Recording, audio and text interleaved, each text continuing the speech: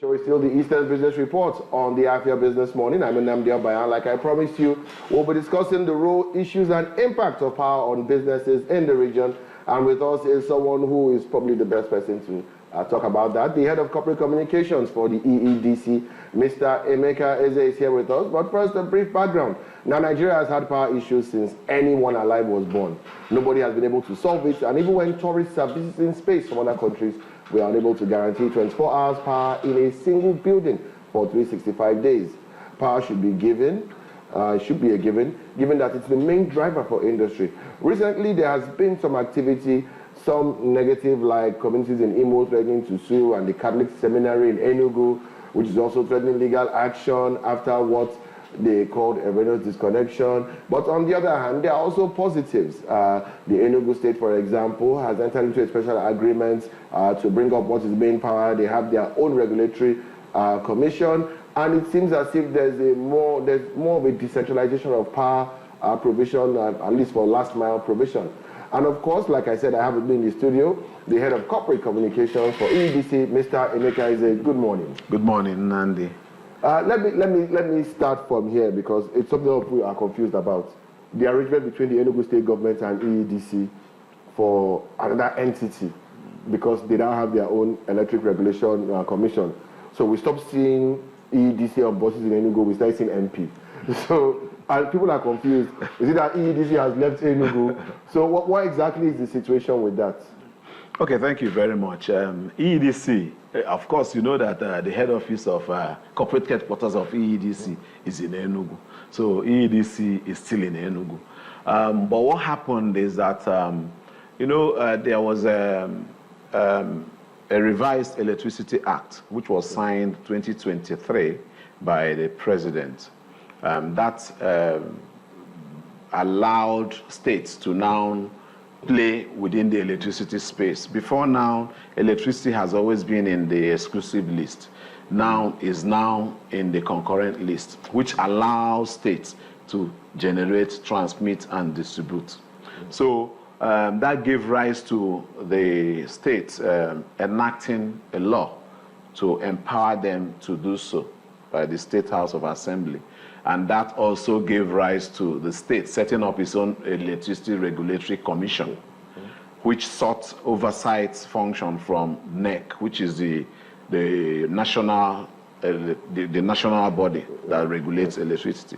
So as it stands today, NEC no longer regulates electricity market in Enugu State. It's now the Enugu State Electricity Regulatory Commission that regulates all the electricity activities within Enugu State. And that law also enables the distribution company to set up a subsidiary company that will be responsible for the states. Any states that decides to enact their own law, set up their own regulatory commission, needs to have a subsidiary company that will be in charge of the distribution activities within the state. And that's where main power came in. EEDC set up main power. Main power is 100% owned by EEDC. So EERC, which is the regulatory commission for Enugu State, licensed main power to operate within the state.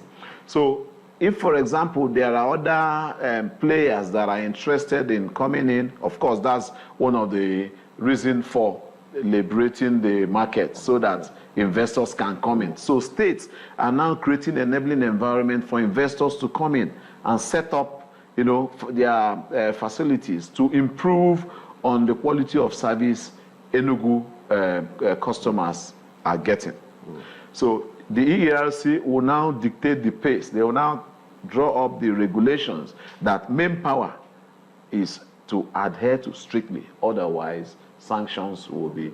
So that is simply what is happening. There has been a lot of misconception about this whole arrangement. Some people say the state government has come to take over Enugu EEDC, but that's not the thing. We came out, we've been, educating our customers on what actually happened. Is a step to open up the markets.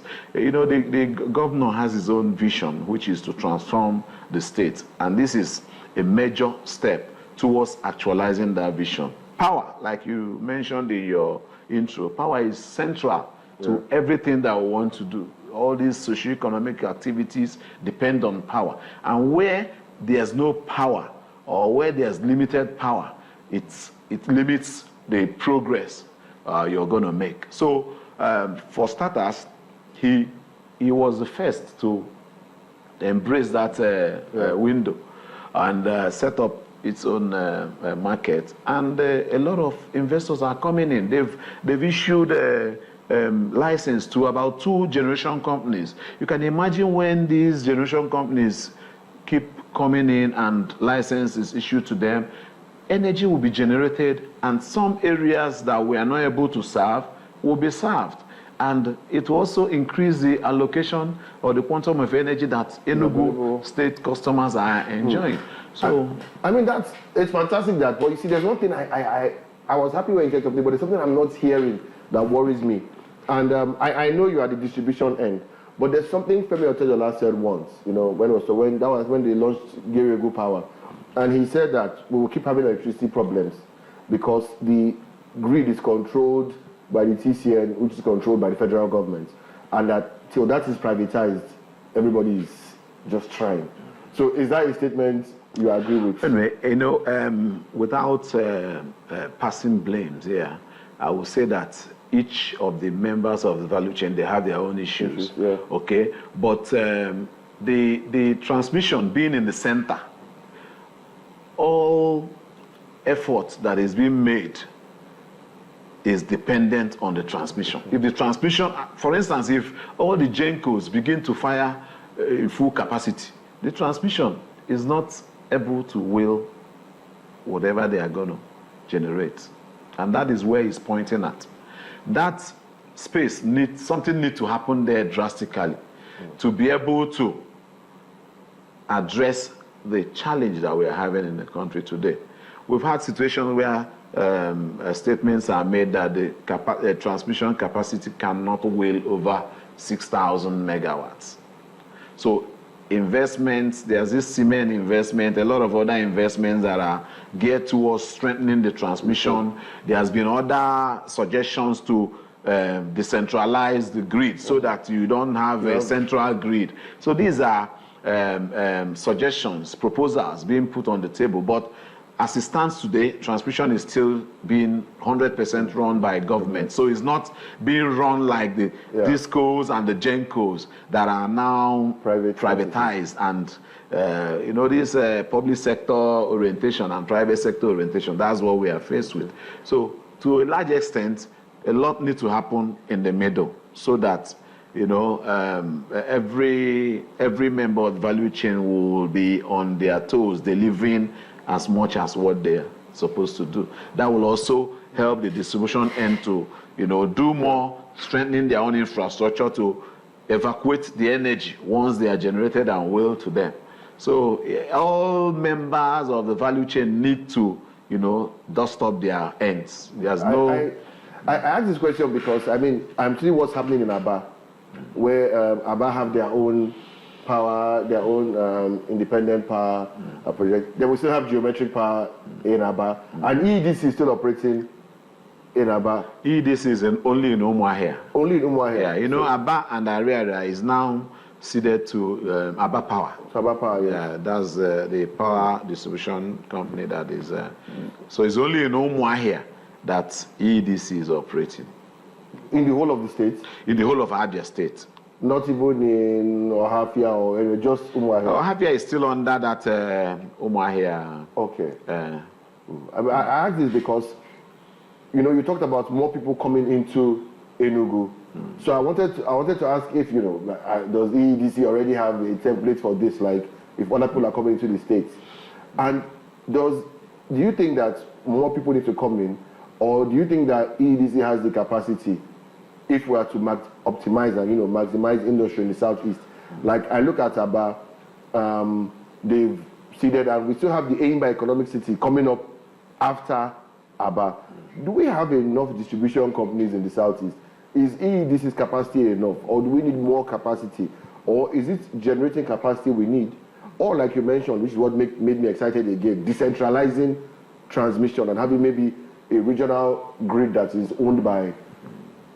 various parties in the region? Okay, to answer your question, the capacity is also a function of available resources. And by resources, I mean funds. Within the EEDC network, there are areas where the people living there do not have access to electricity as it stands today. So investment needs to happen within those areas for them to have access to electricity. You need funds to make that happen. So that funds is not readily available. And that is where investment comes into play that role. And that is where what is happening in Enugu is also going to help, open up those areas. You, for example, maybe you have funds that you want to invest, and you identify an area within our space where people are not are unserved. Maybe they've not even seen a pole or a line within their space, or they are underserved. You can decide to move in and take charge of that area. Reach out to EERC, the Electricity Regulatory Commission, present your proposal and work with them. They give you a license, you set up your plant, run your lines, and you serve people within that area. By so doing, you've covered some grounds. So if you ask me, EEDC has the capacity, but we are handicapped because of funds. There are no funds to extend our lines to those areas that we are not present yet. There are no funds to also rehabilitate the infrastructure. The network, part of our network, we need to rehabilitate them, and the funds are not there. So, I know that the endpoint, the transformers, feeders, poles, probably the jurisdiction of distribution. So, at what point does distribution start? Because sometimes I wonder which part is the investment of the federal government and which part is the investment of the discos. We know the GENCO's part is very straightforward. Get your energy source, generate. So where is that line of, where is the TCN, where does the TCN end? Okay, TCN. And the disco start. Okay, TCN, okay. You are the GENCO, you generate power. Yeah. Okay, I am a transmission. I pick the energy you have generated and I transmit to the cameraman who is the distribution company. So I am in between the GENCO and the distribution. So I'm asking on an infrastructural level, like whose infrastructure? We see the high tension wire. Okay, you have the towers. Okay, so TCN owns the towers. If you see all those giant towers that radiate across the bushes and all those, that's the transmission line. That's what I'm asking. So the disco cannot go into a place where the TCN has not already set up infrastructure. No, the TCN is like an enabler. Okay. Without the TCN, we can't function. Okay? Without the TCN, we can't function. If you come to Enugu now, we have about 4 TCN stations. We have at Ugwaji, we have at New Haven, we have at, there's one in Onsoka, there's one at Oji. Okay. Energy generated are transmitted through those lines into the transmission station. And there's a line that evacuates the energy from the transmission station to our own injection substations. From our injection substations, you have the feeders that now radiate to your transformers and all that. That's the way it runs. So they have their own stations. Assuming in Enugu, we don't have transmission. Okay, let me use Imo State as an example. In Imo State, we only have one transmission station. That's Ebu Transmission Station that is in charge of the whole of Imo State. And that is also the reason why our customers in Imo are not getting the kind of service they are supposed to have. There are transmission stations in Imo that are either abandoned or vandalized or, nothing is happening there. About 4 of them. There's one in Okigwe, which was 90% completed, but totally vandalized as we speak. Wow. There's one in Olom, which has been completed, but because of compensation to radiate the line that will evacuate power from there to the people of Imo State, we are held down for over 5 years now. What kind of compensation? the lines that will radiate energy from the injection substation or transmission substation to the injection substation, you have to pay. It's going to go across people's lands and all that. And compensation needs to be paid because they are not meant to operate or carry out activities under those lines. So it's a major, major problem. We approach who is to pay that compensation, the TCN or the discos? It's a TCN project. Okay. It's a TCN project. That's the high tension lines. A contract is. Are we talking about the high tension lines? This one is a high tension line, but it's now is going to be a 330 line now, picking power from the transmission station down to areas. Okay. So the state government also need to come in. Then we approach the state government to step in and make things easy for us so that energy can be lifted from that area and improve. So because of that, the activities of the distribution company is not impacting the customers the way it ought to, because there are limitations, equipment limitations.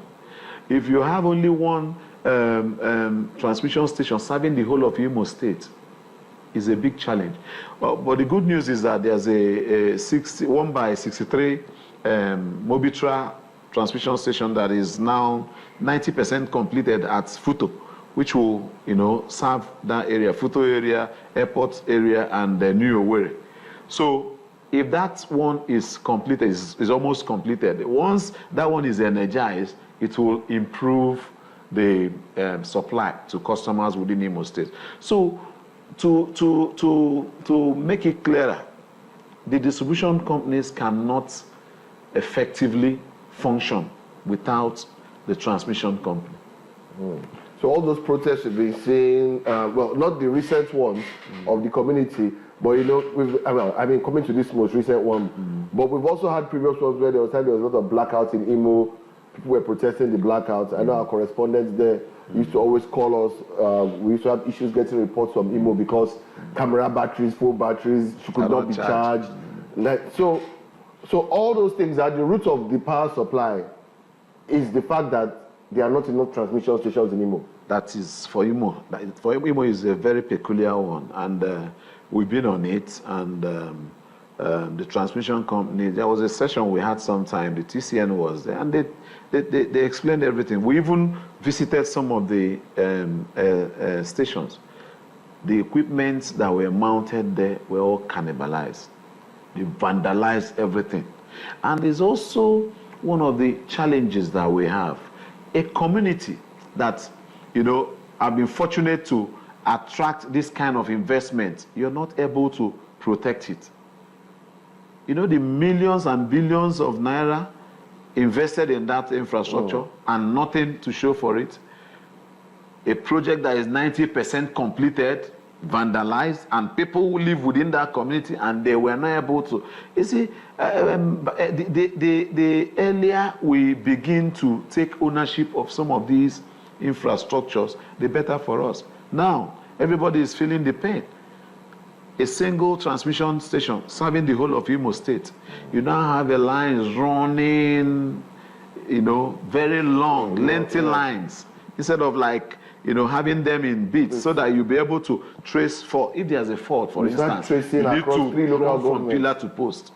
So those are some of the challenges. And, I want to appreciate you for this opportunity, because these are the only avenue we use to push out this information. On that day, the members of the communities that were pointing accusing finger at EEDC heard from the representative of the transmission, telling them that this is what is hindering the power supply to your communities. It's not as if EEDC cannot evacuate. If you have those stations running and we are not able to do our own bit, you can now begin to, accuse us for not. So, but we are appealing to federal government and state government alike to, intervene in that matter. We've always been appealing that they intervene so that, the customers will begin to, feel. I mean, because it's strange. I would have thought that Imo, with even all the gas under, would have a lot of GenCos and, a lot of transmission stations would even get their power that they send to discos from Imo State. And only to find out that the people sitting on the most gas are the ones that don't even have would it not? I mean, would it not be better for them to try to start attracting Gencos? I know the Minister of Science and Tech said there's a lot that they want to start now. Imo has set up its own electricity regulatory commission. Yes. They've set up theirs, and we've also set up our subsidiary company, Transpower, that will handle activities within Imo. So those things are happening, and the state, in all fairness, is also doing something at Ebema. They've taken over the Ebema. There's a transmission station at Ebema, which they are working on now to generate and radiate to the stations within Imo and improve the availability. So it's a step, and we're already seeing that we're working with them to see that once these things are ready, we're able to push to our customers. Like I said, the market has been thrown open. Players can come into play. But one thing I would like to point out is that players can only play where they are sure of getting returns on their investments. Yeah. And with the kind of orientation that we have within our space, it is not encouraging. Those are some of the things. I was going to ask that because when you mentioned that, there was an issue of funding, I was going to say, is this funding from revenue that has not been remitted? Because, I mean, we've been seeing recently, we saw when the Air Force base got dismantled in Lagos, how they went to the Ikeja Distribution Company to go and deal with, quote-unquote, deal with them. Which was quite unfortunate. I mean, I lived in an estate in Lagos where, this was Enugu Electricity then. You had all sorts of people like welders and people who were taking lights directly, and they were paying a token fee every month to the marketer of the company. But then, and this was when we were still trying to get a prepaid meter, when they do meter readings, it's as if they were sharing these people's consumption to us. Because, I mean, it was strange to me in 2019, how two people in a 3-bedroom apartment could be paying 60,000 a month.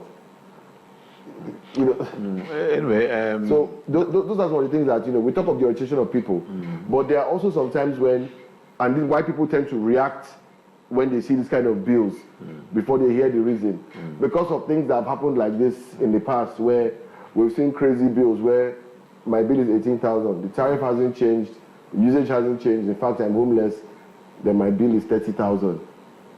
Then the next month I'm out of town for 2 weeks. Nobody's in the house for 2 weeks. Then, back in town, and then the bill is 65,000. And tariff hasn't increased. I haven't bought a new TV, haven't bought a new AC, I haven't bought a new fridge. Yeah, that is, you're now talking about estimated customers. That was then. Of course, a lot of review has happened with the regulation on estimated billing. And the regulator has come up with a regulation on capping of that's having a threshold on how much you bill a customer living within an area that does not have meter. But speaking to the fact that you're not in your home for 1 month or 2 months, the distribution company will not know that you're not in your home because you're not metered. So that is where we encourage communication between the customer and if there's a formal communication, okay, I'm not going to be around for so day, severe supply, But Nigeria, it will be honored. Everybody's afraid that if I tell somebody I won't be, I will now tell somebody that has a ladder that I won't be around for 2 weeks, so that ladder can come to my window in the night. We are very paranoid. That's a better way to handle it. You've seen situations where somebody that is on estimated platform will travel for months and expect that the distribution company will know that he is out of town. How will the person know? It's only when you're metered that you can, move around without recourse to anybody. But the ideal thing is to do a formal letter that I will be away, kindly suspend billing until I advise further. That letter sent to them, you have your own acknowledgement copy. If you travel and come back and there are bills, you attach the letter and do a letter to them and request that they do adjustment. So that is a better way to handle it because we don't know. We have over millions of customers within our space. Maybe 30% of them are not metered, and We don't have the itinerary. So if you're moving out, it's ideal that you communicate. If we now bill you when you're not at home, it becomes a problem. And talking about the bill fluctuating, that is why we have the customer service team. If you experience such things, you raise with the customer service team and they investigate. People are prone to making mistakes. The marketer might submit the wrong data to the billing team and they use it to prepare their bills. So, like you said, the tariff did not change and things are happening. Don't just accept anything. We encourage customers to ask questions. People make mistakes. Sometimes these mistakes are expensive ones. And only when you ask questions, that's when you can get, issues addressed. Now, I mean, we're out of time, but before I go, I have to ask you this very important question. It's something that has boggled my mind for a long time. And I look at the structure, it's something we have a lot in the Southeast, which is congested markets. How do you collect revenue from markets? And that thing has always, how are markets built? Because I've looked at markets and I've never understood the connections. Is it estimated? Is it how do you build markets? Some markets have transformer and they are metered. So we build them, they are like point load. We call them point load. Okay. Of course, some of these markets, they have association, people that, handle affairs of the market. So, if, for example, if a market has a transformer and the transformer is metered and we are billing them based on meter transformer consumption, the onus is on the association to now they levy their the traders there. I think they have certain amount they pay for utility, which they use to clear their arrears and address their arrears. Some of the markets don't, there's one, sometime I was in Anambra State, I think Onisha, they said they don't need power. I think they sell some of these, they said they don't need power there. So some are not connected to power. So, but for those that are connected, there's always an arrangement. They either have their transformer, most of them have their transformer. So we build them based on point load. So we build their consumption and they now... It must be a very effective means. And I ask this because the way I hear of, government offices being cut off, military offices being cut off, I never hear of EEDC or anybody going to cut markets. It's like markets never owe money. No, I mean, if you don't owe, there won't be need to cut. That's why I asked. Because I needed to know what the means of collection was that seems to be working for the markets and the discos. If you don't owe, you see, the only time you hear the disco disconnecting is when the customer has not paid. And there are customers we've categorized as habitual non-paying customers. There are people that don't pay until they see ladder. The bill is given to you by first week of the month, bill for energy consumed last month, and you're expected to pay by 15th. Some customers will approach us, say 15th will not be okay for us. Can you give us like 25th or 20th? And we have that understanding written. We allow them. We give them that grace. But when it goes beyond that period that you're supposed to pay and you're not forthcoming, and we are nearing the end of the month, the next thing is to disconnect you, because that's the only way you see them, coming forward to pay. So we only disconnect when you're not paying. If you're a customer that has been paying, there's no reason or no need to disconnect. I think that's fair enough, and I'm sure that a lot of people would have understood some things today, even though people will still get high blood pressure when they see the white box with the ladder on it. But thank you so much for being here. Thank you, Nnamdi, for having me. It's always good when you're around, because I can always use the opportunity to tell you all the issues I'm having in my own area. Thank you. Mr. Emeka Ezeh, Head Corporate Communication, EEDC, and that's all we can take on the Eastern Business Report. But Afia Business Morning is not yet over. Our commercial center ward, or Market Peking, as she likes to call herself, is waiting to take you into the market on Our Market, which comes up right after this. So stay tuned to channel 254 DSTV, 17 on Go TV, and of course 748 on Free TV till I see you at 10 a.m. tomorrow for another edition of the Afia Business Morning. This is Nnamdi Obanya saying have a profitable business day.